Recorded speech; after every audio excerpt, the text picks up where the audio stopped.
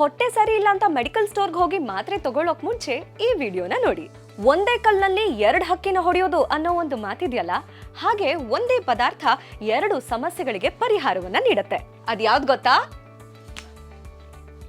ಬೇಲದ ಹಣ್ಣು, wood apple. Constipation ಮತ್ತೆ diarrhoea ಎರಡಕ್ಕೂ ಕೂಡ ಇದು ಪರಿಹಾರವನ್ನ ನೀಡುತ್ತೆ. ಹೇಗೆ ಗೊತ್ತಾ? ಸ್ವಲ್ಪ ಕಾಯಾಗಿದ್ದಾಗ ಇದರಲ್ಲಿ ಟ್ಯಾನಿನ್ ಅಂಶ ಜಾಸ್ತಿ ಇರುತ್ತೆ. ಇದು ಕರುಳಿನ ಸ್ರವಿಸುವಿಕೆಯನ್ನ ಕಡಿಮೆ ಮಾಡುತ್ತೆ. ಹಾಗೆ ಕರುಳಿನ ಲೋಳೆ ಪೊರೆಯನ್ನ, ಇಂಟೆಸ್ಟಿನಲ್ ಮ್ಯೂಕೋಸವನ್ನ ಬಿಗಿಗೊಳಿಸಿ ಒಂದು ಪ್ರೊಟೆಕ್ಟಿವ್ ಲೇಯರ್ ಅನ್ನ ನಿರ್ಮಾಣ ಮಾಡುತ್ತೆ. ಇದು ಹಣ್ಣಾಗಿದ್ದಾಗ ಕಾನ್ಸ್ಟಿಪೇಷನ್ಗೆ ಪರಿಹಾರ ಆಗತ್ತೆ. ಯಾಕೆಂದ್ರೆ ಇದರಲ್ಲಿ ಫೈಬರ್ ಅಂಶ ಹೆಚ್ಚಿರುತ್ತೆ. ಇಂಟೆಸ್ಟೈನ್ ಅಲ್ಲಿ ಲೋಳೆ ಪದರವನ್ನ ಕ್ರಿಯೇಟ್ ಮಾಡುತ್ತೆ, ಮಲವನ್ನ ಸಾಫ್ಟ್ ಮಾಡುತ್ತೆ. ಯಾವುದೇ ಹಾರ್ಶ್ ಲ್ಯಾಕ್ಸೇಟಿವ್ ತರಹ ಹೊಟ್ಟೆಗೆ ಒತ್ತಡವನ್ನ ಕೊಡದೆ ನೈಸರ್ಗಿಕವಾಗಿ ಕಾನ್ಸ್ಟಿಪೇಷನ್ ಸರಿ ಮಾಡುತ್ತೆ. ಹೌದು, ಹಣ್ಣು ಯಾವುದು ಕಾಯಿ ಯಾವುದು ಅಂತ ಕಂಡು ಹಿಡಿಯೋದು ಹೇಗೆ? ಆ ಟಿಪ್ಸ್ ನಿಮಗ್ ಗೊತ್ತಿದ್ರೆ ಕಾಮೆಂಟ್ ಸೆಕ್ಷನ್ ಅಲ್ಲಿ ತಿಳಿಸಿ.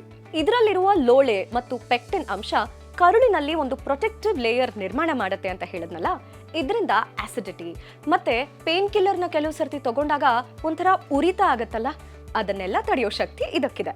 ಅಷ್ಟೇ ಅಲ್ಲ, ಇದು ಒಂದು ಅದ್ಭುತ ಪ್ರಿಬಯೋಟಿಕ್.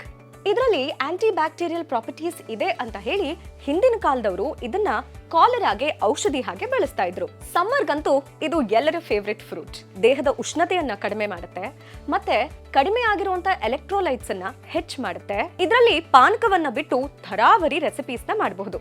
ಆ ತರ ರೆಸಿಪೀಸ್ ನಿಮಗ್ ಬೇಕು ಅಂದ್ರೆ ಕಾಮೆಂಟ್ ಸೆಕ್ಷನ್ ಅಲ್ಲಿ ತಿಳಿಸಿ. ನೆಕ್ಸ್ಟ್ ವಿಡಿಯೋ ಅದ್ರ ಬಗ್ಗೆನೇ ಮಾಡೋಣ.